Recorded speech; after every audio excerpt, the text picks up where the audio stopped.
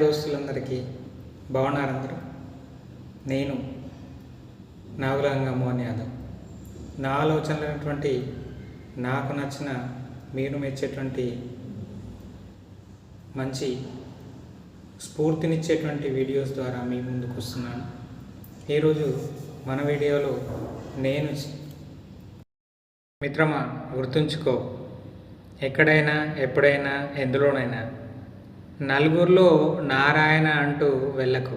అదే నలుగురిలో నారాయణ అనేటువంటి దాంట్లో నువ్వు ముందుండి నాయకత్వం వహించు, అప్పుడు నేను నాయకుడు అంటారు.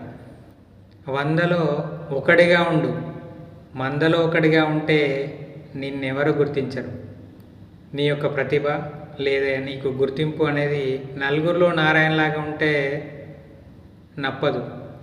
నచ్చదు. అలానే 100లో ఒకడిగా ఉండు.